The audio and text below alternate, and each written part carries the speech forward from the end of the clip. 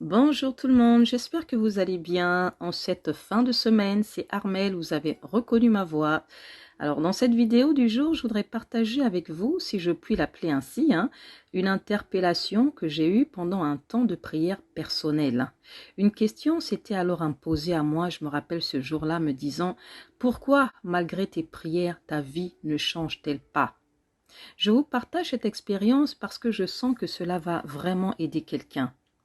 Il faut savoir que prier Dieu a plusieurs objectifs. Déjà, nous extraire de tout ce qu'il y a autour de nous, de notre environnement, pour aller à sa rencontre afin de communier avec lui, pour mieux le connaître, c'est-à-dire qui il est vraiment, comment il opère, etc.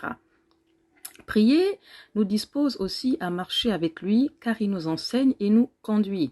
La prière sert aussi à l'inviter dans les affaires des hommes pour être exaucé.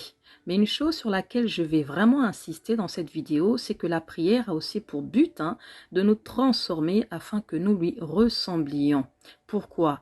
Pour pouvoir avoir un impact, une influence dans notre environnement en tant que celle de la terre et lumière du monde. Dieu veut répandre sur nous son doux parfum qui est d'une odeur agréable. Connaissez-vous une seule personne qui ne soit pas attirée par un bon parfum?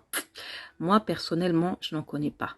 Lorsque nous sentons bon, que nous dégageons une bonne odeur, dans notre cas ici, l'odeur de Christ, qui est celle du fruit de l'esprit, donc la sagesse, l'amour, la bonté, la patience, etc., alors il nous sera plus facile d'attirer l'attention des personnes sur nous et donc par conséquent sur lui. Si tu pries depuis de longues années, mais que ta vie ne change pas, ton caractère demeure le même, faux, rebelle, orgueilleux, méchant et tout le reste, c'est que tu ne lui donnes pas la possibilité de te changer, c'est que tu lui résistes. J'avais écouté des enseignements en ce sens auparavant, mais je n'avais pas vraiment réalisé leur portée jusqu'à ce temps de prière où en tout cas j'ai vraiment ressenti cet enseignement dans mon cœur. C'était un peu comme si mon entendement s'était ouvert ce jour-là. Et je me suis souvenu dans ce passage de Luc 9 à partir du verset 28 où il est dit que Jésus était monté sur la montagne de transfiguration avec 2 de ses disciples et ce jour-là il y a eu transfiguration. Donc sa connexion au ciel avait produit donc une transfiguration. Son visage n'était plus le même, il brillait de 1000 feux, reflétant ainsi la lumière, l'éclat divin. Cela nous révèle que lorsque nous allons dans la présence de Dieu, quelque chose doit se passer en nous, forcément. Nous devons sortir de là métamorphosés, transformés, car le but du Père, à travers cette relation de communion avec nous, c'est d'œuvrer à l'intérieur de nous pour que chaque jour, nous ressemblions un peu plus à son Fils au niveau de notre nature, de notre caractère, etc. Dieu veut nous vider de nous, de notre ego, de nos croyances qui bien souvent sont contraires à ses principes pour nous remplir de lui. Et c'est ce jour-là d'ailleurs que j'ai compris vraiment la portée, la profondeur des paroles du chant de notre sœur Dena Moana qui dit « Lorsqu'il descend, l'atmosphère change, il y a transfert entre ciel et terre. » Pour qu'il y ait transfert entre le ciel et nous, il nous faut faire ce pas déjà pour aller à sa rencontre jusqu'à ce qu'il descende et nous laisser transformer par sa présence. Dans un passage de Jérémie 29, je crois, Dieu dit « Vous me chercherez et vous me trouverez si vous me cherchez de tout votre cœur. » Le si, c'est la condition sine qua non. Vous me chercherez de tout votre cœur. Cela veut dire que Dieu se laisse trouver, pas uniquement par ceux qui le cherchent, mais par ceux qui le font avec sincérité de cœur, avec des motivations saines, avec un objectif précis. La transformation, le changement, l'impact. Je me suis rendu compte, et c'est là où est le piège, qu'auparavant, je priais uniquement par habitude, par religion, par devoir citoyen. C'est-à-dire que je priais un peu comme par routine, juste pour avoir la conscience tranquille, me dire « Ouf, j'ai rempli mon devoir de prière du matin, du soir, j'ai prié, du coup ma journée est dans ses mains, rien de fâcheux, rien de méchant ne va m'atteindre. » Et le soir, pareil, je fais ma prière pour me coucher, m'assurant voilà que j'ai sa protection. Donc je priais un peu comme pour cocher des cases, mais pas avec le désir de vivre vraiment cette transformation intérieure. Et c'est là où Dieu dit dans Osée 4:6, mon peuple meurt vraiment par manque de connaissances. Et c'est vrai. Toi qui m'écoutes, sais-tu pourquoi tu pries? T'es-tu déjà posé cette question au moins une seule fois? Pries-tu véritablement pour entretenir une communion avec Dieu, pour que à force tu ressembles à son Fils Jésus-Christ, pour être équipé afin d'aller faire sa volonté, ou est-ce que tu pries uniquement par devoir pour avoir la conscience tranquille?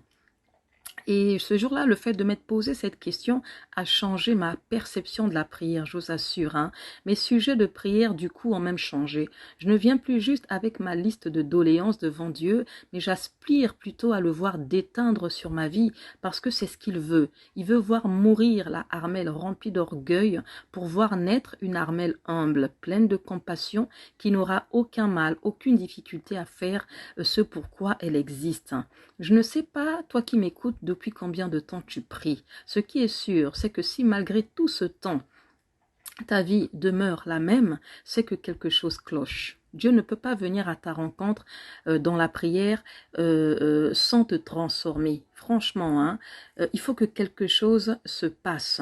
Dieu ne peut pas venir à ta rencontre, fusionner avec toi et te laisser comme tu es, misérable, méchant, orgueilleux. C'est un peu, vous savez, quand deux personnes se mettent ensemble, vous remarquerez même qu'elles vont commencer à se ressembler. Vous voyez, avoir une même manière de s'exprimer, de rire même parfois. Hein. Il y en a un qui forcément va déteindre sur l'autre. Et dans ce cas, c'est lui qui doit impacter nos vies, à condition, bien entendu, qu'on soit dans une relation de communion, de sincérité avec lui. Il faut qu'on arrête de nous mentir à nous-mêmes, et il faut surtout qu'on change notre manière de faire. Le protocole pour le trouver, la clé, c'est de le chercher avec notre cœur. Pas juste de venir répéter des prières comme ça, toutes faites dont on a l'habitude. Je vous assure, méditez sur ce que je vous dis là et vous remarquerez vraiment un changement.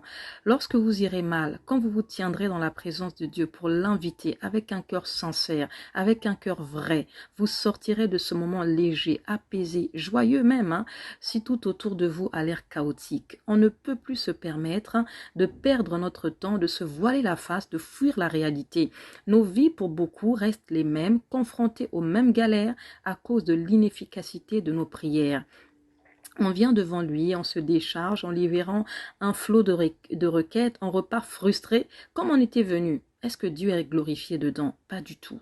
Et ce jour-là, quand je priais, j'entendais comme une voix m'enseigner me disant « Armelle, si tu pries et que tu traînes toujours les mêmes problèmes pendant des années, il y a quelque chose qui ne va pas. » Parce que la puissance de Dieu a la capacité de briser toute forme de chaîne. Tu ne peux pas fusionner avec Dieu et son onction te laisser tel que tu es. Ce n'est pas possible. L'onction, lorsqu'elle vient, elle casse les chaînes qu'il y a dans ta vie.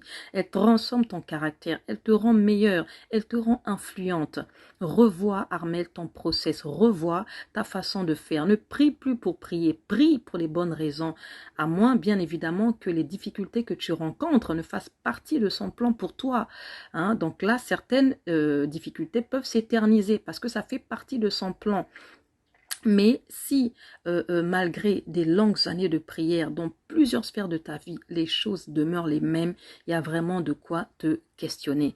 Parce que même la nature, si vous voyez bien, nous enseigne à ce sujet. Parce que quand une matière se trouve au contact du chaud ou encore du froid, elle se modifie, son aspect change.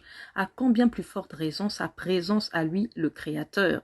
On ne peut pas rencontrer Dieu et demeurer les mêmes, avec les mêmes galères, avec les mêmes problèmes. Mes amis, revoyons nos process, revoyons le protocole avec lequel on approche Dieu, revoyons les motivations avec lesquelles on approche Dieu. Et lorsque ce travail aura été amorcé, des changements se produiront dans nos vies de façon globale. Sur ces paroles, je vous laisse méditer dessus et demandez-lui de vous éclairer sur mes propos. Je vous embrasse et je vous dis à bientôt. Bisous. Armelle.